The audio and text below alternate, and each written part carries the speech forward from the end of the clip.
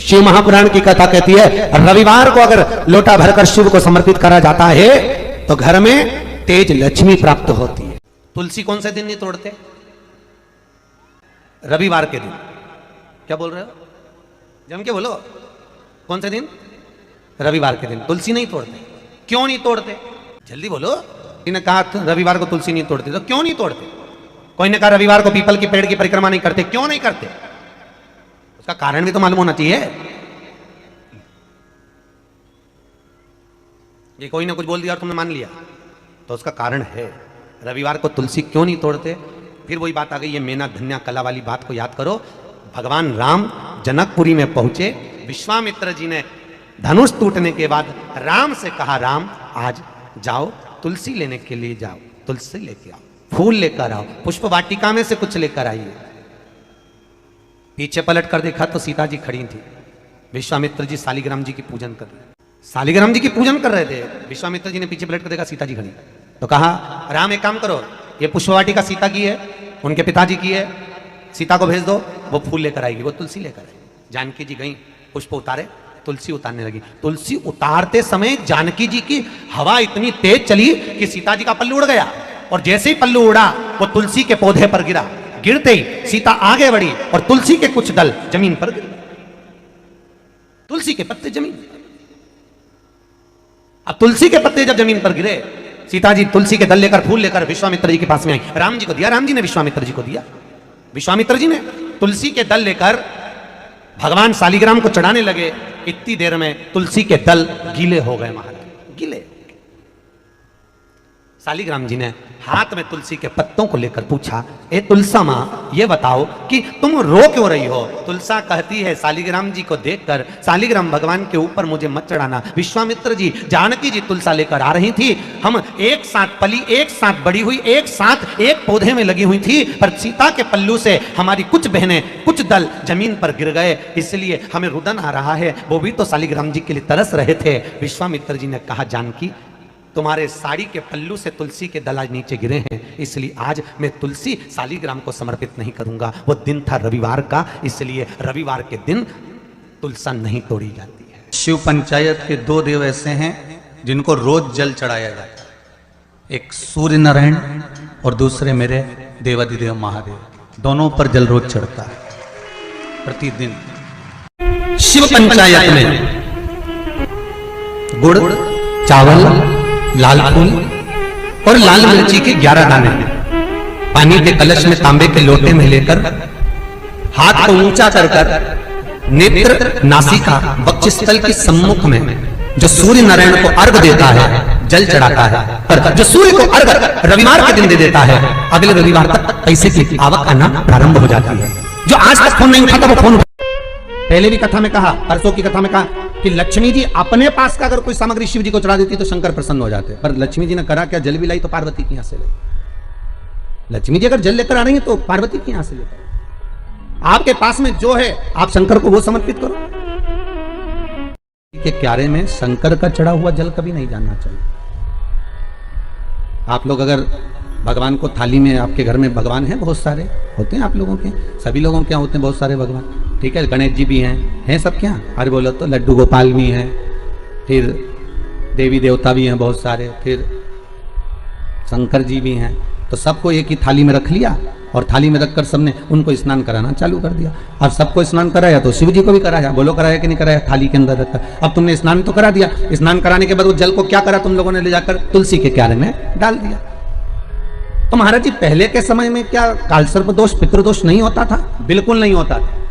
पहले के समय में ना कालसर्प दोष होता था ना पितृदोष होता था। क्यों? तो क्या घर में लोगों के शंकर जी नहीं होते थे? होते थे। लोग शिव जी को स्नान कराते थे, पर घर में बगीचा, खलियान, खेत,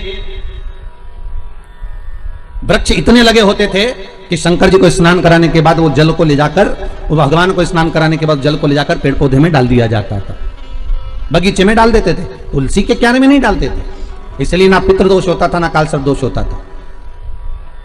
अब दुनिया के लोग भगवान को स्नान करा के ले दे के, एक ही पौधा घर में दिखता है वो तुलसी जी का, बस स्नान कराया और तुलसी जी में ले जाकर डाल दिया। तो तुलसी जी में ले जाकर डाला तो उससे शास्त्र कहता है कि अगर शिव जी का चढ़ा हुआ जल तुलसी के क्यारे में जाएगा तो सर्प के डसने का दोष लग जाएगा, जिसको हिंदू धर्म में काल सर्प दोष कहा गया।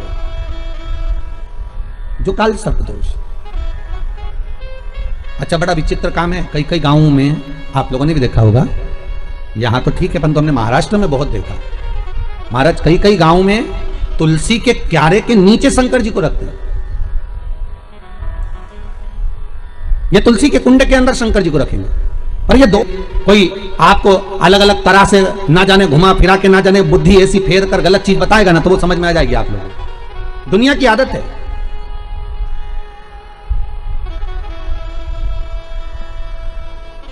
अरे जरा सा गलत देखने पर अश्वत्थामा की बुद्धि फिर सकती है। रात्रि के समय पर अश्वत्थामा बैठे हुए थे,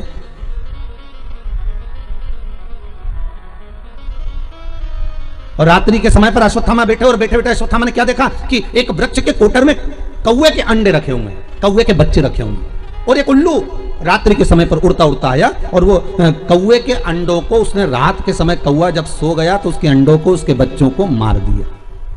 किसने? उल्लू ने। अश्वत्थामा ने देख लिया इससे जोरदार कोई काम नहीं हो सकता। अगर ये पांडव जीते, नेत्र खुलने के बाद अगर नहीं मर रहे, तो एक काम करता हूं, जैसे उल्लू रात को आया और उसने कौवे के अंडों को मार दिया, कौवे के बच्चों को मार दिया, तो अश्वत्थामा ने भी विचार करा एक काम करता हूं, मैं भी सोते समय पर जाता हूं और मार देता हूं। और अश्वत्थामा ने करा क्या, जब पांडवों के पुत्र सो रहे थे और अश्वत्थामा उनको सोते हुए को मार आया, सोते हुए। बस केवल रात्रि को एक जरा सा एक लीला देखी, और उस बुद्धि में, अश्वत्थामा के उस विवेक में वो समाहित हो गया। गलत चीज लोगों की बुद्धि में तुरंत आ जाती है कि हाँ हाँ उसने ऐसा करा, उसने तुलसी जी के क्यारे में शिवलिंग रखा तो अपन भी रख लो, उसने ऐसा करा तो अपन भी ऐसा कर लो, उसने यूं करा तो अपन भी ऐसा कर लीजिए। पर शंकर की कथा करें नहीं भाई, ये थोड़ा वंचिता होना चाहिए। महाराज जो शास्त्र सम्मत हो उसका स्मरण करना चाहिए। पहले के समय में दो दोष नहीं रहते थे, ना पितृदोष रहता था, ना काल सर्प दोष रहता था। काल सर्प दोष कब आया?